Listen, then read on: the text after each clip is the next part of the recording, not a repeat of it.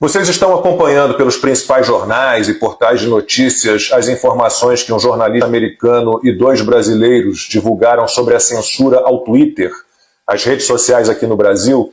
Não, não estão, porque esses veículos simplesmente resolveram ignorar o assunto.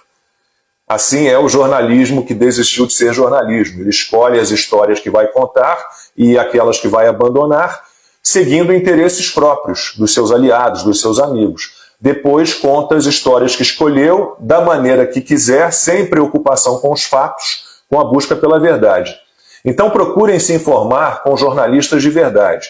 O americano Michael Shellenberger e os brasileiros Davi Agape e Eli Vieira Júnior tiveram acesso a trocas de e-mails entre executivos do Twitter no período de fevereiro de 2020 a novembro de 2022, já depois das eleições presidenciais. E eles chegaram à seguinte conclusão: o Brasil está envolvido em uma ampla repressão à liberdade de expressão, liderada por um ministro da Suprema Corte, numa clara tentativa de minar a democracia. E afirmam que Alexandre de Moraes e o TSE impuseram censura no Brasil, o que teria interferido na escolha do presidente da República. A partir dos e-mails a que tiveram acesso, os jornalistas afirmam que Moraes exigiu ilegalmente que o Twitter revelasse detalhes pessoais sobre usuários da plataforma que usaram hashtags de que o ministro não gostou. Exigiu acesso aos dados internos do Twitter numa violação à política da plataforma. Procurou censurar unilateralmente postagens no Twitter de integrantes do Congresso Nacional. Procurou transformar as políticas de moderação de conteúdo do Twitter numa arma contra apoiadores do então presidente Jair Bolsonaro. Os arquivos divulgados pelo Shellenberger, pelo Davi e pelo Eli mostram as origens da demanda do judiciário brasileiro por poderes de censura abrangente e o nascimento do que eles chamam de complexo industrial da censura no Brasil. Eles cobraram uma posição do Alexandre de Moraes e do TSE, mas não tiveram resposta. Vários e-mails do consultor jurídico do Twitter, Rafael Batista, deixam clara a pressão feita sobre a plataforma, inclusive com investigação criminal contra um funcionário da rede social, para fornecimento até de dados de usuários que o Twitter não tem, como nome completo, estado civil e profissão.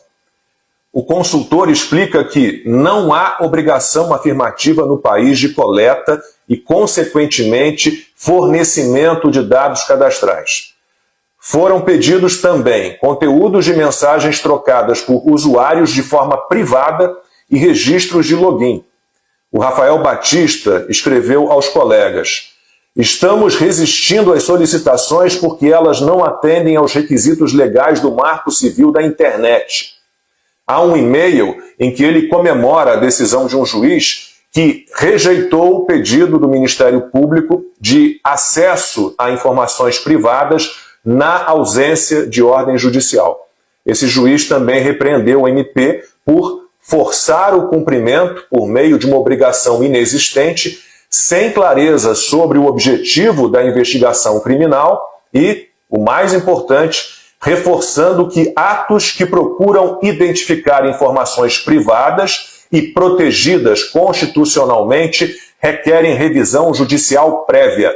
Uma colega do Rafael Batista no Twitter, Regina Lima, respondeu: infelizmente estamos vivendo tempos estranhos no Brasil. Estamos assistindo a uma tendência preocupante em termos de pedidos agressivos de aplicação da lei e de ordens judiciais que restringem os direitos fundamentais. Há também um e-mail do chefe jurídico do Twitter, Diego de Lima Gualda, em que ele diz: há um forte componente político nesta investigação e o tribunal está tentando pressionar para cumprimento. Em agosto de 2021, Batista dispara outro e-mail. Parece que o tribunal quer os identificadores de contas que teriam adicionado certos tipos de hashtags e não quer que essas contas sejam sugeridas a usuários. Ele acrescenta: o próprio presidente Bolsonaro e vários de seus apoiadores estão sendo investigados neste procedimento. Em outubro de 2021, Batista avisa que o Twitter iria reagir porque não havia indícios de ilegalidade no uso de hashtags e porque o TSE exigia divulgação em massa e indiscriminada de dados privados de usuários, o que caracteriza violação de privacidade e demais garantias constitucionais. A situação piorou em novembro, com os tribunais emitindo amplas exigências de censura, ordens para que contas fossem removidas globalmente, não apenas no Brasil.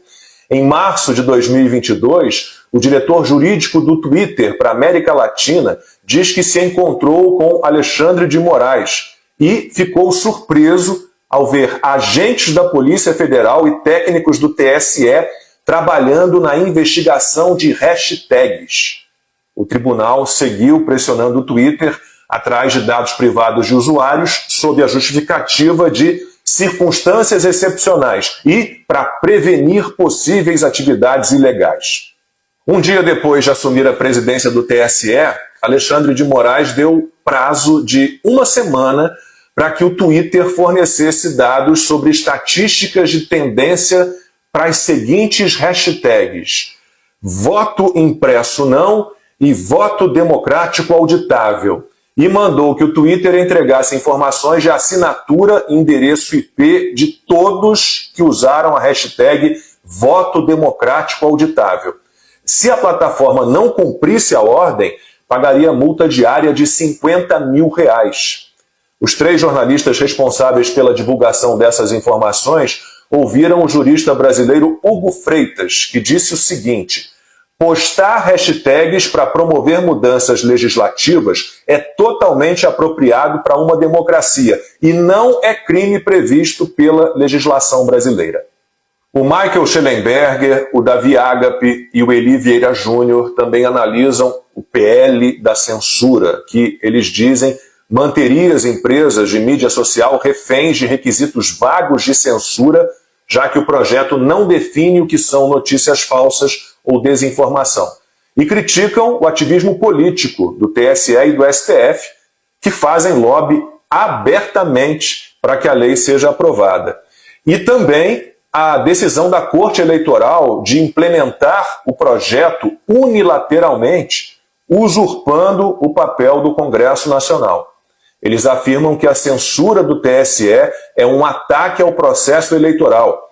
As eleições só poderão ser livres e justas se o público for capaz de debater e questionar as leis, os sistemas e resultados eleitorais.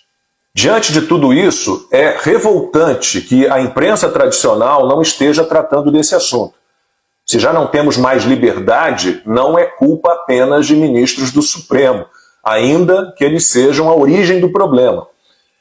Claro, a gente não pode esquecer o presidente do Senado, Rodrigo Pacheco. Eu espero que ele seja punido nas urnas por não reagir a ilegalidades, abusos e arbítrios. Mas o que dizer do jornalismo que desistiu de ser jornalismo, que transformou, por exemplo, Alexandre de Moraes num imperador, num herói, no grande salvador e protetor da democracia, que entregou o país de bandeja à tirania?